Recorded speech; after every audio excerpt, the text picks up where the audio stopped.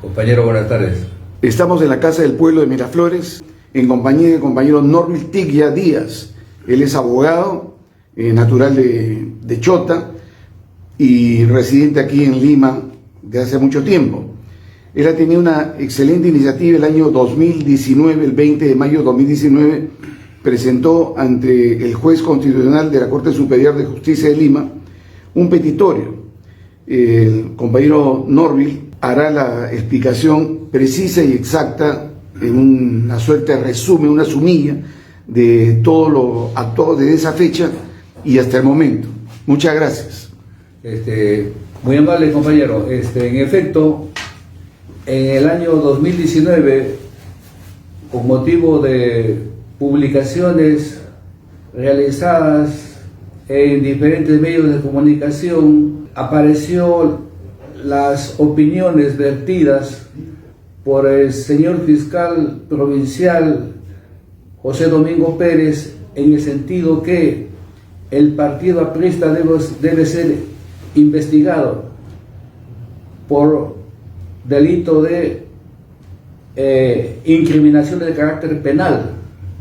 Con tal motivo tuve la inquietud de redactar una demanda constitucional de amparo con el objeto de solicitar al juez constitucional la exclusión del partido aprista de ser considerado como una organización criminal, ya sea a título de autor, de cómplice o encubridor.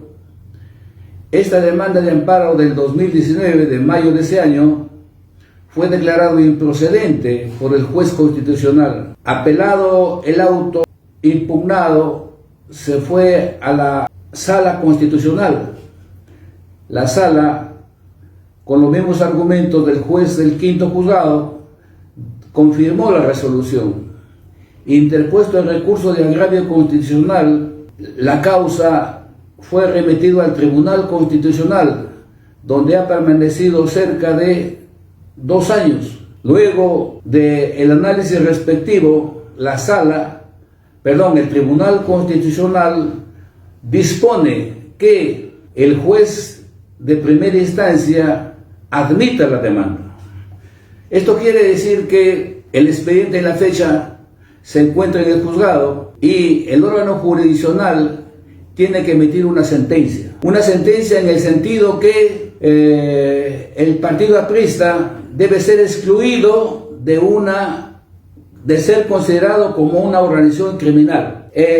La demanda se sustenta en 3 argumentos de carácter constitucional de vulneración de derechos fundamentales, que son derechos humanos y que por consiguiente el juez y los fiscales a cargo de la investigación y de la sanción respectiva no han tenido en cuenta los argumentos constitucionales. Se sustenta esta demanda en 3 aspectos o afectaciones fundamentales de nuestro ordenamiento jurídico. 1. Afecta a la dignidad humana la investigación criminal contra el partido aprista.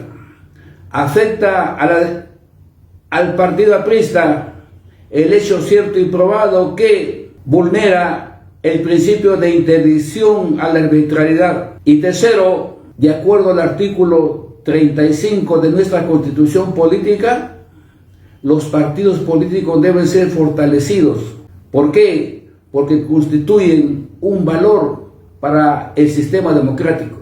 Brevísimamente, señalar cómo se afecta a la dignidad humana. Nosotros recordemos que la Constitución de 1979, en su preámbulo de la misma, señala que la dignidad es el fin supremo de la sociedad del derecho y que además la dignidad es anterior y superior al Estado. Cuando se indica que es anterior al Estado, quiere decir que la dignidad existió antes que el Estado peruano, antes que la nación, antes que la tribu. Esto es, en la inmensidad del tiempo, el hombre, la persona, ya tenía dignidad. Bien, eso desde un punto de vista de la dignidad de la persona, pero en este caso un partido político no es una persona natural, es una persona jurídica. Pero en el caso del partido aprista, ¿cómo se manifiesta la afectación a la dignidad? A través de su memoria. Para el efecto, debe tenerse en cuenta lo señalado por las sentencias del Tribunal Constitucional Español, donde existe ejecutorias constitucionales, donde manifiestan que la dignidad de la persona jurídica es a través de la memoria. Nosotros no podemos olvidar o tener dignidad de las memorias de los muertos, de los que ya fueron. Y en el caso del partido aprista, la dignidad y el recuerdo y la memoria de su fundador, Víctor Raúl Reyes de la Torre, el que fue considerado el personaje del milenio en el siglo pasado. Afecta su dignidad de sus fundadores tener hombres señeros, como es el caso de los fundadores del partido, Carlos Manuel Cox, Luis Alberto Sánchez, César Vallejo, que fue amigo de la generación de 1920, y todos los integrantes de la generación de 1920, que fue la generación vetada, fueron amigos del partido.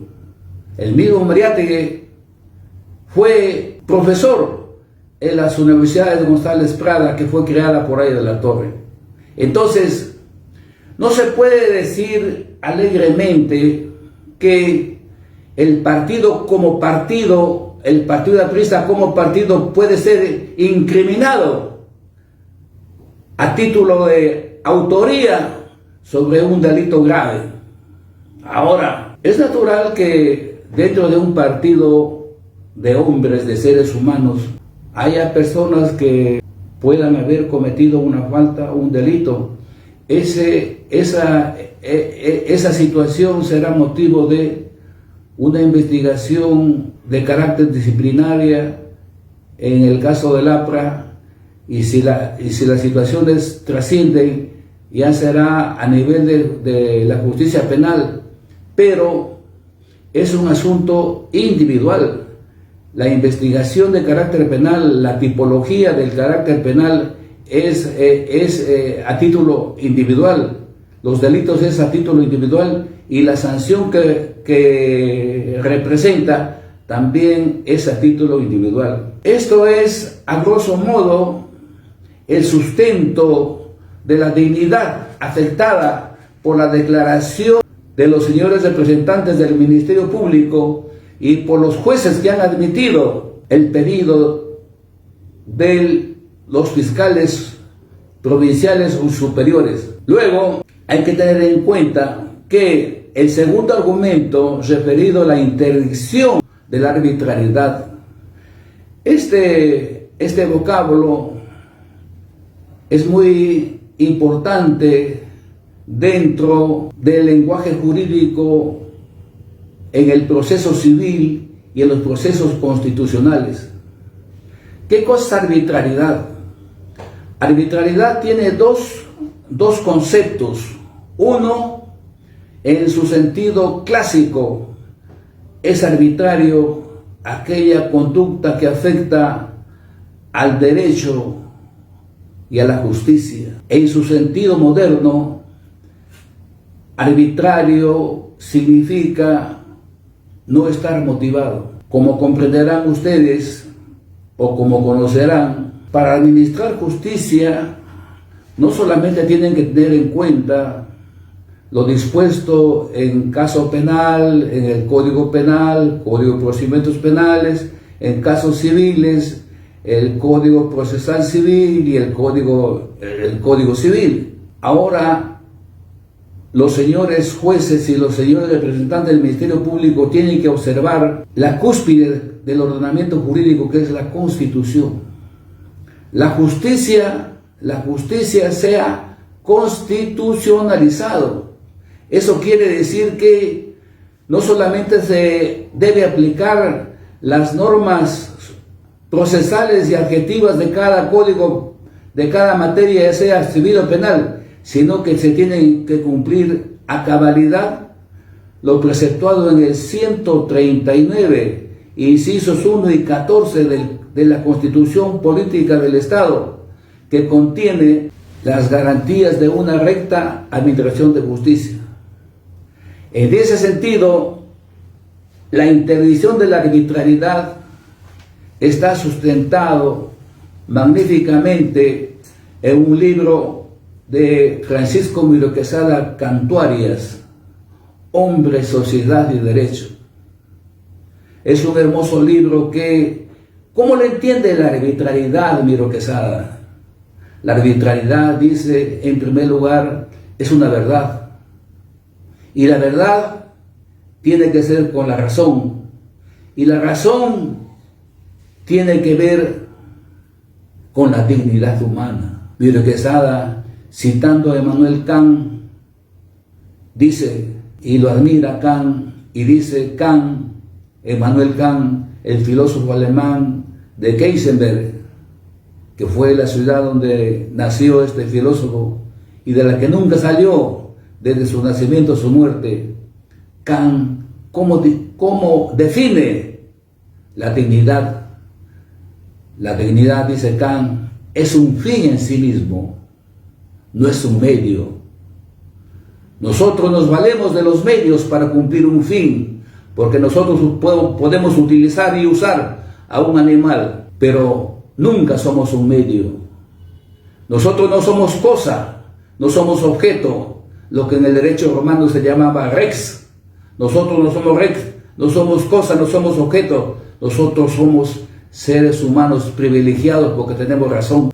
Entonces, esos principios inmanentes, sustanciosos, no han sido desmentidos por quienes, en este caso han sido demandados el procurador público del Ministerio Público y el procurador público del Poder Judicial, que son los encargados de administrar justicia y representar a los funcionarios, a los altos funcionarios, en este caso a los miembros del Ministerio Público, como son los fiscales superiores y provinciales, así como los jueces en el ámbito de primera o segunda instancia. Entonces, ¿qué cosa dice? ¿Cuál es el argumento de la contestación de la demanda que han efectuado los señores procuradores públicos? Hay argumentos que dicen que yo no estoy legitimado para interponer la acción constitucional de amparo. Eso es falso. ¿Por qué? Porque una acción de amparo por norma expresa de esta acción constitucional, esta demanda o acción constitucional la puede interponer el propio afectado, en el caso mío, sí, porque soy militante del Partido Aprista, y también lo puede interponer cualquier persona, de manera que el argumento del procurador público es inconsistente.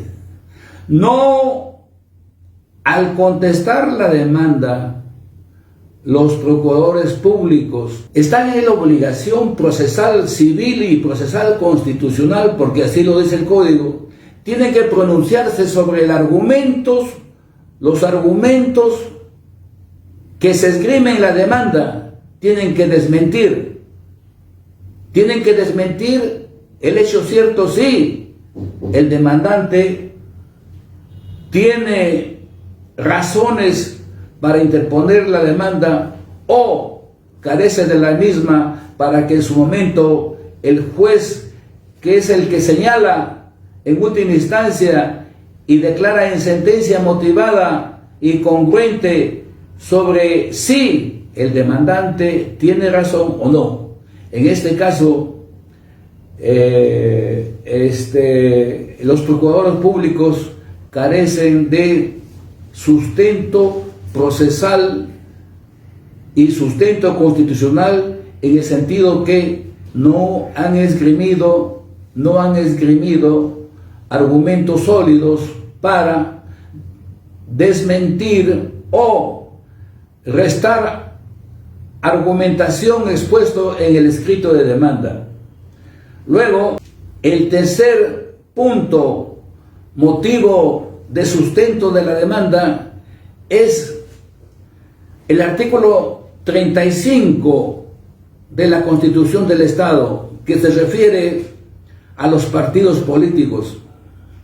Ustedes, todos los peruanos, sabemos que los partidos políticos es fundamental, es un eje principal para el fortalecimiento de la democracia.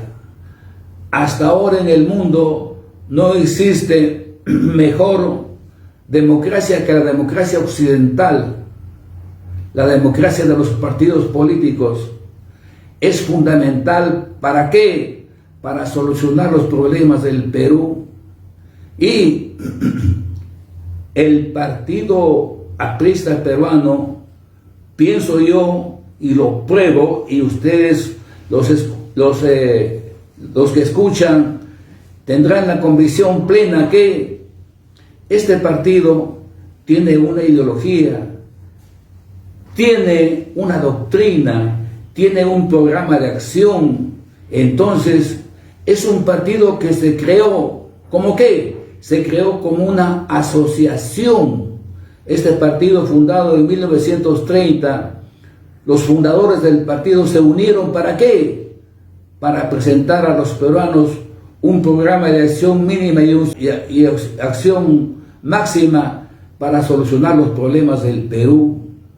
Y en el caso del Partido Aprista Peruano, los fundadores, por razón de sus ideas de hacer pasible la justicia social, fueron objeto de cárceles, destierros, prisiones. Recordemos que en Chanchan, en la ruina de Chanchan, fueron fusilados en juicios sumarios miles de apristas.